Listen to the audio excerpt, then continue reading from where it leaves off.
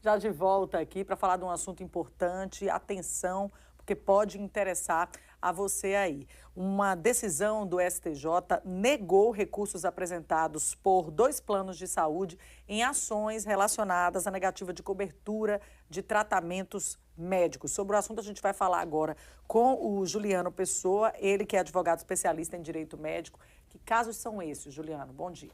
Bom dia, Thaís, bom dia, Marcos, bom dia quem nos assiste. Veja, são dois casos bem interessantes. O primeiro deles, Thaís, versa sobre uma negativa que houve de cobertura de tratamento, de assistência, na realidade, alegando que essa paciente ainda estaria em período de carência. Ou seja, o que é que ela teve? Ela teve uma complicação renal grave, buscou um serviço de emergência por meio do plano, e o plano disse que não faria cobertura, porque ela ainda estaria em período de carência. Esse foi um dos casos.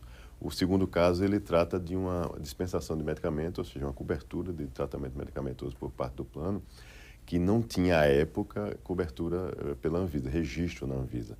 E o próprio STJ trouxe um tema recentemente, dizendo que os planos não são obrigados, em regra, a cobrir tratamentos medicamentosos que não tenham registro na Anvisa. Então, o plano utilizou-se dessa decisão para pleitear o ressarcimento desse tratamento, que foi, à época, vale destacar, coberto por decisão judicial, e o STJ entendeu de forma muito sóbria, eu diria muito equilibrada, de que não há como você pedir o consumidor para lhe reembolsar se, quando da cobertura, quem determinou isto foi o Poder Judiciário analisando a necessidade naquele período e naquele caso concreto. E o valor é elevado, R$ 400 mil.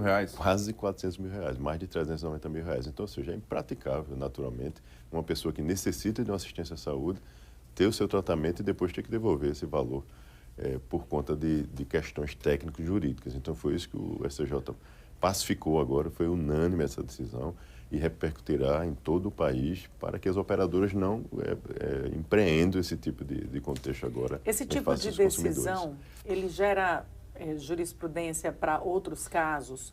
Porque há inúmeros casos de pessoas que entram na justiça para exigir do plano de saúde a cobertura de medicamentos que são aprovados pela FDA, por exemplo, mas não aqui na Anvisa, que só são administrados nos Estados Unidos e que são apontados como a única opção de tratamento para aquela pessoa sobreviver e conseguir ter uma qualidade de vida. Nem nesses casos é possível ter uma decisão favorável? Então, a partir já dessas duas decisões que nós tivemos aqui do STJ? Aí, veja, nesse tipo de caso, Thaís, a gente entra até nas questões relacionadas com doenças raras, por exemplo.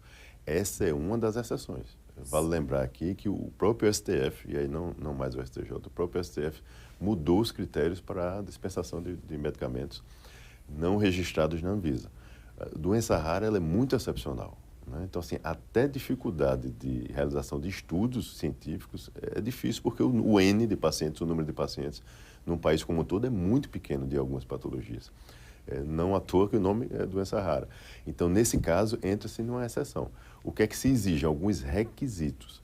Não tem registro na Anvisa, mas você tem evidência científica respaldada, você tem registros como em agências renomadas como a FDA e a agência europeia também. São duas agências que direcionam aí o mundo todo, né? São muito rigorosas, muito criteriosas. Então, quando existe esse registro, você tem o respaldo para, excepcionalmente, fazer a cobertura fora do registro da Anvisa, porque esses critérios suprem, vamos dizer assim. Então, essa é a decisão hoje que nós temos no país.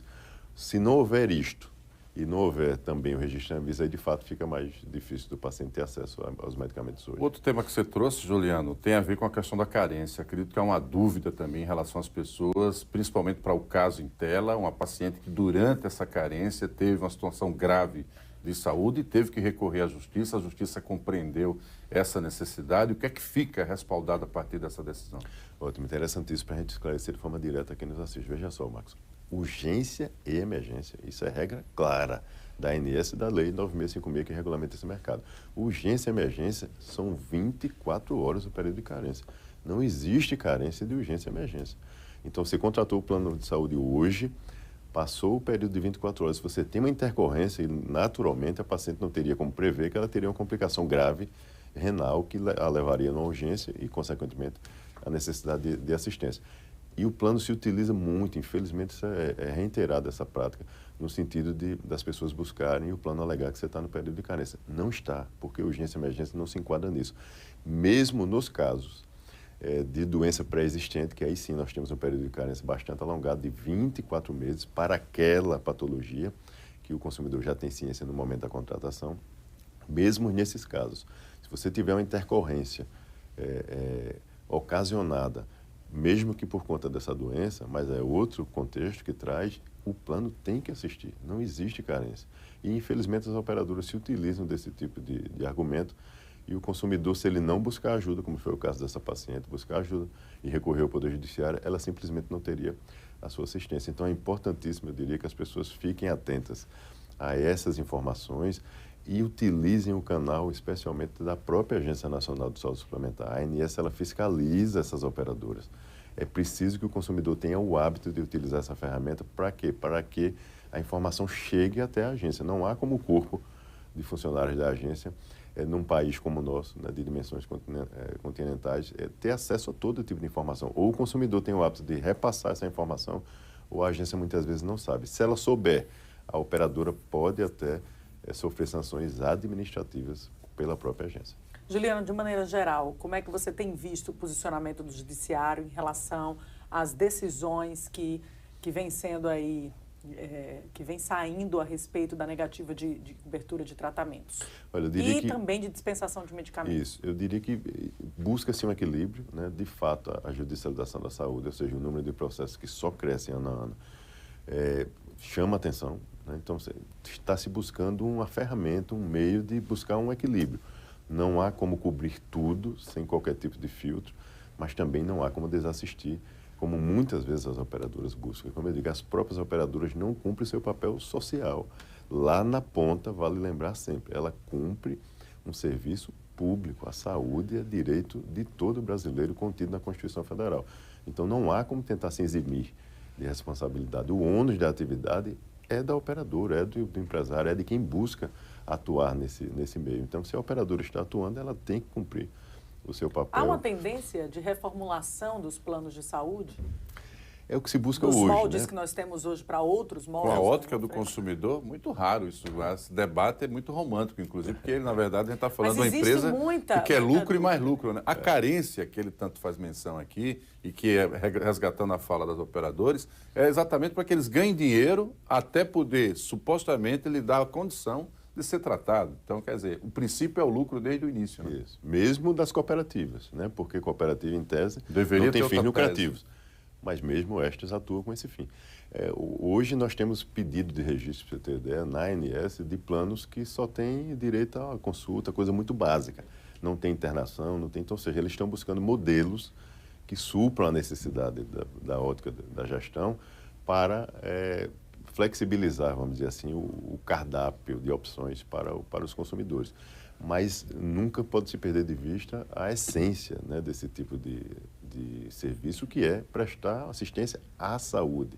Então, não se pode, em hipótese alguma, negar esse direito claro e expresso na legislação. Então, por isso, é importante que as pessoas realmente busquem ajuda, busquem o Poder Judiciário, que, via de regra, 99% das vezes, resguarda o direito dos consumidores, que têm, sim, direito de ter acesso ao tratamento, especialmente os previstos, como é o caso de urgência e emergência, como nós mencionamos aqui. Mas aí eles surgiram para completar o que o SUS não garante e é previsto na Constituição. E agora, obviamente, por conta da força que adquiriram, né, tem esses embates também com o próprio Judiciário. Felizmente, a Justiça tem ficado ao lado do consumidor, mas eles continuam ali, claro, é uma batalha jurídica, o Juliano conhece bem isso.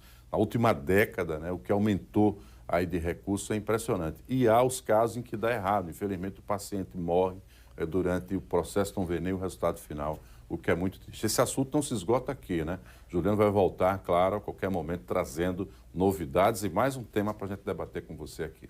São muitas pautas dentro de um tema só que merece outras discussões. Juliano Pessoa, advogado especialista em direito médico, obrigada mais uma vez pelos esclarecimentos. A gente segue levando você agora lá para fora, vamos ver como é que está o